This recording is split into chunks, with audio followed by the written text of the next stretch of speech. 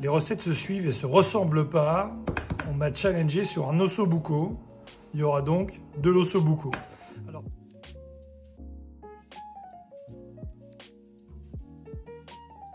Alors pourquoi ça s'appelle de l'osso buco? Je vais vous dire. C'est parce que il y a dans le jarret de veau, quand il est coupé dans ce sens-là, on voit un trou avec de la moelle. Et donc la moelle se mange, il reste le trou. Donc un osso buco, s'il n'y a pas un os dedans, c'est pas de l'osso buco. Il n'y a pas de buco dans l'osso. Voilà, osso buco. Vous avez la clé du nom. Et je vais vous montrer ma version. Voilà, encore une fois, on prend des libertés, des raccourcis, on rallonge le truc. Là, c'est une recette qui va être un peu cuisinée. Donc prévoyez un petit peu de temps. Quand même, une bonne heure et demie, et il y a 2 heures dans la cocotte, tout doucement. Voilà, et on complétera ça avec une petite polenta au parmesan.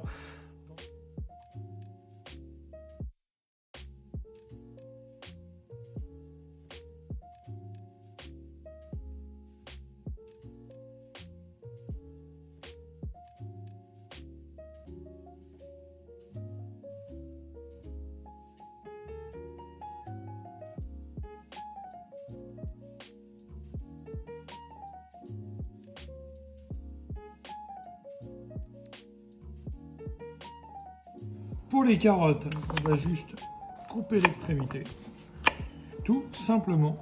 Et on va les laisser entières et on va les laver et on les fera cuire entières. Moi j'aime bien quand il y a des gros morceaux de légumes à servir dans les plats en sauce. Voilà, c'est des carottes nouvelles, la peau est fine, donc on va même pas les éplucher. On va juste s'assurer que soit propre et que c'est pas percolé. Quand on va cuire un légume longtemps, c'est toujours mieux de le garder avec la peau.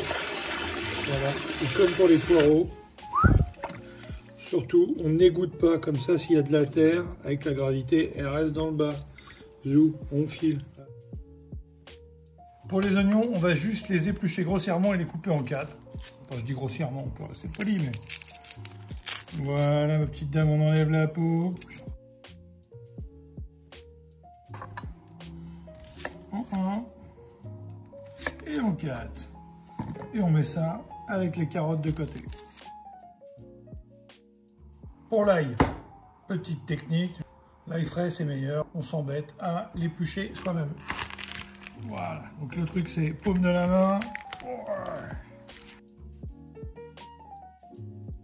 On va éplucher l'ail et c'est ce qui va donner bon goût à notre osso buco.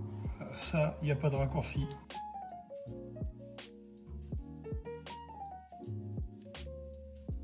Pour les herbes fraîches, dans ce cas-là, basilic, persil et un peu de céleri. C'est comme pour les poireaux la dernière fois ou toutes les salades. C'est pas en passant un coup sous le robinet qu'on enlève la terre ou les bestioles si elles s'y collent.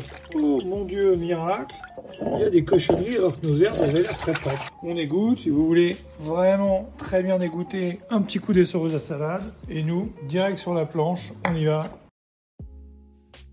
Et moi, dans les recettes comme ça, en sauce, je n'écote pas les herbes, je mets tout.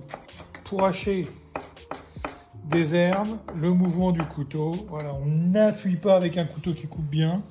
Le mouvement, il est plutôt de venir découper, parce que c'est comme ça que nos herbes, elles vont se tenir à la cuisson. C'est parfait, on met ça de côté. Tant qu'on est sur la planche, au même moment, on va mettre quelques coups de couteau à nos amandes qu'on avait mis de côté. Voilà, donc une fois qu'elles sont pleines, plus le couteau coupe, moins les amandes, elles vont à gauche, à droite. Il n'y a pas de miracle. On s'arrête là et on laisse tout ça sur la planche. Allez, je vous montre ce qu'on fait de la viande maintenant. Un peu de farine. Voilà. Et on va légèrement fariner nos morceaux de viande. Ça va faire notre liant pour la sauce tout à l'heure. Et en plus, ça va aider à colorer nos morceaux de veau. Comme je suis coquin, vous avez vu, je ne mets pas le premier morceau en plein dans la farine. S'il en reste un peu dans le fond du plat, c'est pas bien grave. Et on va passer à la cuisson maintenant. Cuisson, alors une belle cocotte en fonte si vous l'avez, ça va aider à mijoter longtemps. Vous la mettez à chauffer et un peu d'huile d'olive. Alors un peu. On en met Allez, qui en est dans tout le fond. Normalement, notre cocotte était déjà chaude. Ça fume, pas encore, mais presque. Et là, normalement, on devrait entendre un léger tch dès qu'on va poser notre morceau de veau dedans. Ça, c'est le bruit qu'on veut. C'est pas non plus le 14 juillet. On veut pas, nous, c'est bouillir notre pièce de veau. Alors, j'ai pas mis de sel, j'ai pas mis de poivre encore. C'est fait exprès. Là, vous prenez une spatule et vous résistez à l'envie de secouer. On va commencer par légèrement attacher. Et si vous résistez 30 secondes, ça va finir par dorer et se décoller tout seul. Ça fait 3 minutes qu'ils sont de ce côté-là.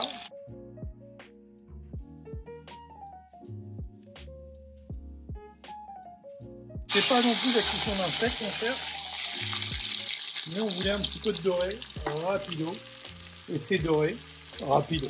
3 minutes de chaque côté.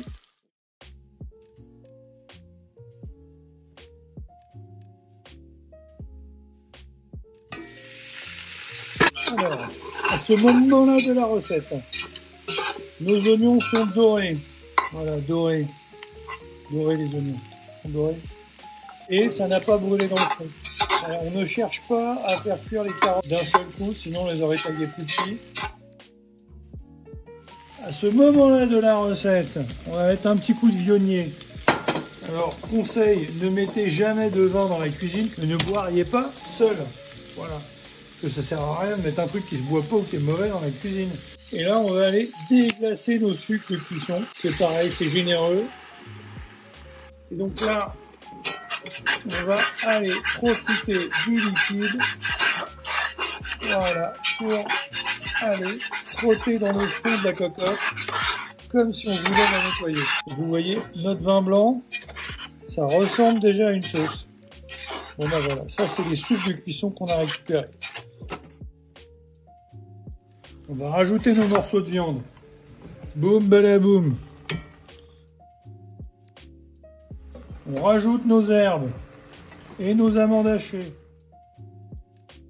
On rajoute la sauce tomate, voilà. En l'occurrence, nous, c'est des tomates cerises en conserve. Et voilà, madame, on va mélanger ça tout doucement.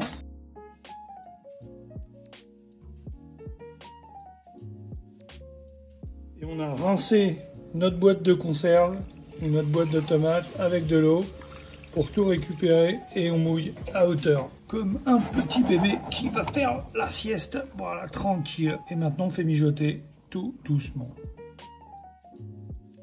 Les plats en sauce, c'est toujours meilleur quand c'est réchauffé. Donc moi, ce que je vous conseille, c'est pas cuisiner-le une journée d'avance. Ça vous permettra de ne pas être stressé, de laisser la viande cuire tout doucement. Et donc, c'est ce qu'on a fait. On a mis ça à cuire hier. Et là, hop, on s'est levé 9h30 ce matin et on vient de remettre 2 heures de cuisson de plus, tout doucement, à tout petit bouillon. Voilà, et là on voit bien que la viande, ça se mange à la cuillère. Et nos carottes entières, elles sont encore là. Nos morceaux d'oignon et nos morceaux d'ail. Et on va se faire une polenta. Alors avec l'ossobuco, le classique c'est les tagliatelles. Moi je trouve que les penne ça marche super bien. Une polenta, c'est pareil, du top. Un petit riz pilaf, un risotto, ce que vous voulez après. Tout roule quoi. Pour la polenta, 1 litre 2, 1 litre 3, donc 1 kg 2, 1 kg 3 d'eau. Un petit peu d'huile d'olive. On prend, allez on va dire 5-6 grammes de gros sel, bon, comme ça, allez hop. Sinon, on porte à ébullition et on viendra jeter la polenta une fois que ça bout, pas avant. On mélange, polenta pré-cuite évidemment. 2 choses, on fait toujours bouillir un liquide avec le couvercle dessus. Voilà, d'abord 1, ça va plus vite, 2, ça consomme moins d'énergie et ça fait du bien à tout le monde. Voilà, ça c'est de l'eau qui bout. Ça, c'est nos 250 grammes de polenta. Kaboum! Le choc. Et là, franchement, c'est 2 minutes sur le feu. On revient. C'est là que ça se passe. Voilà, et ça va épaissir, épaissir, épaissir. Et on fait attention aux éclaboussures, ça brûle. Voilà. Et on met un tablier. Si vous trouvez que c'est pas assez gourmand, du parmesan râpé. Voilà, maison. Alors moi, achetez toujours le parmesan en bloc et râpez-le vous-même. C'est une bonne façon d'économiser de l'argent, de savoir ce que vous achetez. Parce qu'on voit quand même à la tête si le parmesan est affiné, si c'est du 18 mois, du 24 mois, du 48. Bref, c'est comme le poisson, une fois que c'est en petits bâtonnets carrés, on ne sait pas ce qu'il y a dedans. Alors le parmesan, c'est en bloc aussi. Voilà.